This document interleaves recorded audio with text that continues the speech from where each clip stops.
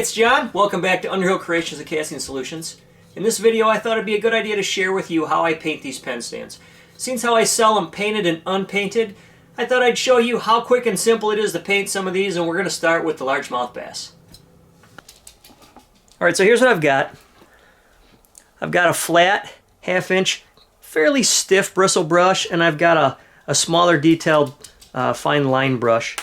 And I've got my colors up here, and they're just apple barrel paint from the local Walmart. You can get it at just about any hobby store. So this is the print already. It comes out of the printer just like this. It's black, and the reason I paint them or print them black is because it's easier to brush over the highlights of this and then have the black in the base to kind of give it the detail. So what we're going to do is, I've got a little bit of white in the cap here, and I'm just going to put the brush in just a little bit on the tip, and I'm going to brush it off on the paper, and I'm going to start with the belly area of this fish, and I'm just slapping it on there. I'm not too detailed about how thick. I don't want to fill in all the detail, I just want to highlight it. So, and that's the belly of our bass, and I'm going to come along the edges here, and I'm going to get some of these gills on the side. But you want to brush across them and not with them. If you go with them, you're going to fill in the detail, and I don't want to fill it in. I just want to brush on top. So I'm going to put a little bit up here on the cheeks, and that's going to help my green stand out.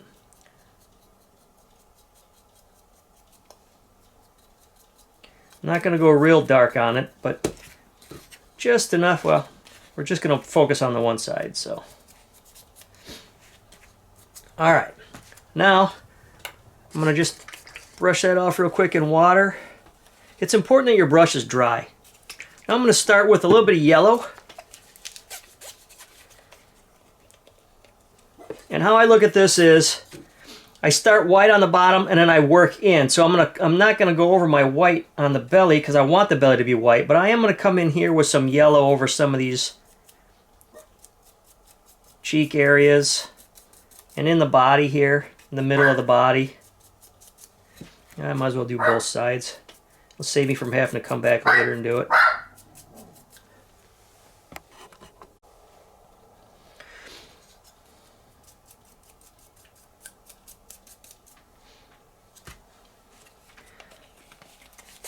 Alright, now I'm going to go with my light green.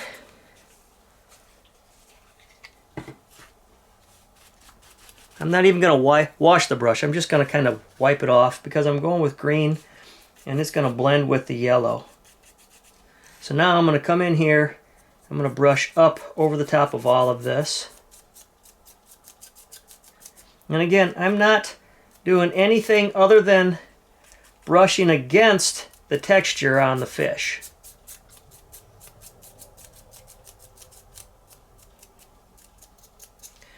And I just want to kind of get a coating on there.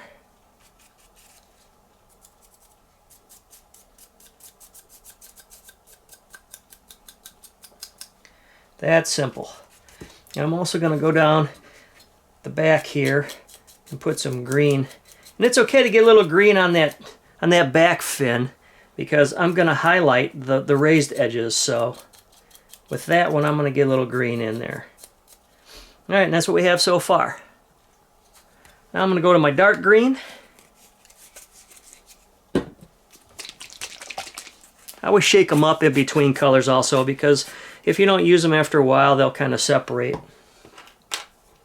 So again, I'm not going to worry about washing the brush. Now this is my dark green, and I'm going to go a little heavier on this one. Of course, it always looks a little brighter when you're first putting it on because it's wet, and as it dries, it'll darken. But I'm going to go about halfway down the body, and I'm going to come from the top of the fins down. I'm not going to get too concerned about that belly because most of that's going to stay white anyhow. And then down the backbone.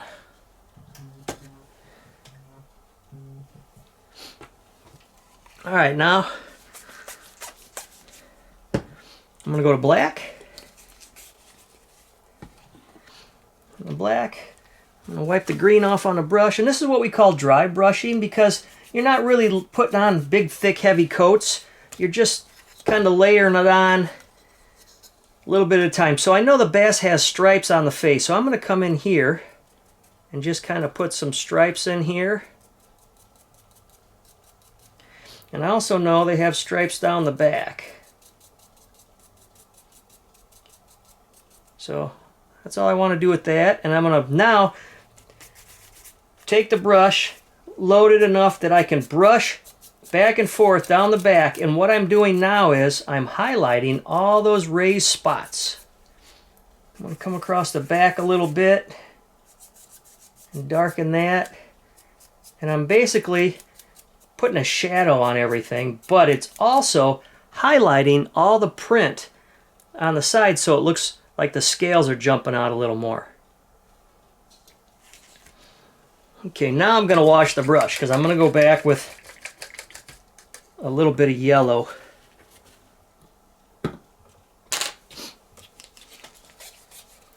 Now with the yellow, all I want to do is highlight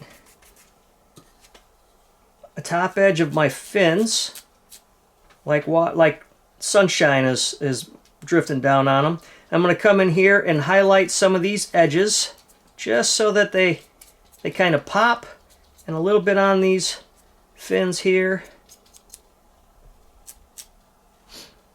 Okay, and then we'll do a little bit around the mouth. I'm coming from the back over it.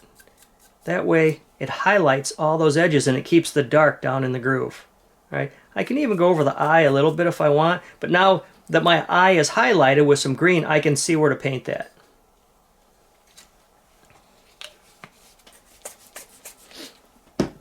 So I'll clean this brush off because that's done. And I'm going to take my eye color, and depending on what fish you want to paint, you could paint any bass out of this pattern. You could paint a smallmouth.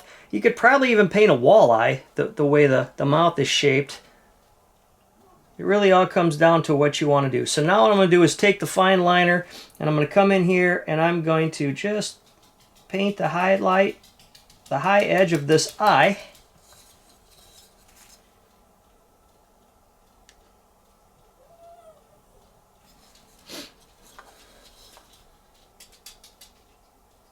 Okay, there we have that. Now if you notice, I got a little extra on the top than I wanted, so I can fix that with a little bit of dark green. Now it would be in your best interest if you're touching up things to probably let that coat dry.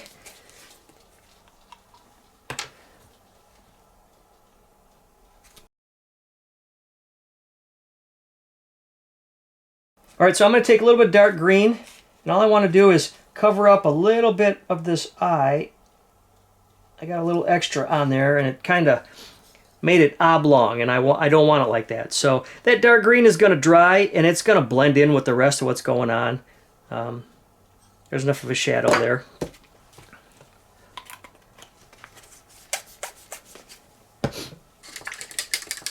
And now we have to let that dry, and then what I'm going to do is I'm going to take the back of a paintbrush, and this is a little bit round, so I'm going to take a razor blade and cut it flat.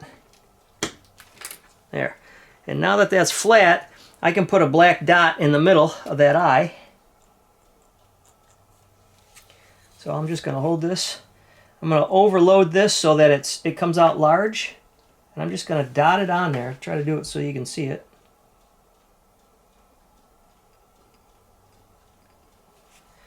Alright, so now that I've got the dot going on the eye, we'll wipe that off. And I'm going to take a toothpick. And I've done the same thing. I've cut the bottom off so where it's flat. And I'm just going to get some white on there. And all I want to do is put a dot on the top edge of that black, where the black meets the brown. Because I'm not trying to add anything to the eye other than like a shine. There we go. I'm going to put a dot in there just to kind of give it a little bit of a life to it, right? So now that we've got this painted, what we have to do is, this is just the one side. I would go ahead and paint the other side as well. And then once you clear coat this, and I use a semi-gloss Krylon, when I spray this, all of these colors are going to just pop a little more and it's going to be more defined. And you can look around the edges. If there's anything that you want to touch up, like right here, I got a little green on the edge here. I could go in there with some black, touch that up, or I can take a razor blade and scratch a little bit off. It really comes down to whatever you want to do. But as you do more of these, you notice they're not that hard to do. It's just all about put it on there, but don't overload the print, right? We're utilizing the texture that's in the print, and all we want to do is put a little highlight of color on it, and I layer it from white to yellow to light green to dark green, and then I add my detail with the black. And that's it. And that's it for our largemouth bass. I'll let this dry, and then I'll put a clear coat on it and show you the finished product. All right, so I finished painting the back side, and I took it downstairs into the casting room and placed it on a small piece of cardboard, and I sprayed it with some semi-gloss clear coat. I don't go real heavy with it. I just want to protect the paint. I don't want it running down the sides of it. Just a nice even coat. I held it upside down and sprayed some of these lower shots, and then I set it down and then just lightly coated everything. And I walked away and let it set up. It's been about an hour now, and everything is nice and dry. Well, that's our end result. As you can see, the clear coat really highlights a lot of the markings, gives it more definition. And by just utilizing the print, the 3D print that's there, all we have to do is highlight with color, and we get a nice pen holder. Nice pen holder for our fish and lure pen. I hope you enjoyed this. It was quick. I wanted to show you how easy it is to paint some of these 3D models. That way, if you want to try your hand at it, you can pick them up at exoticblanks.com.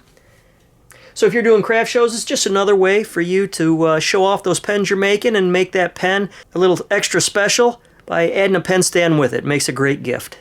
Well, that sums this video up. I appreciate you stopping in. Be sure to subscribe and check back for more videos here at Underhill Creations and Casting Solutions. I'm John. Have a great day.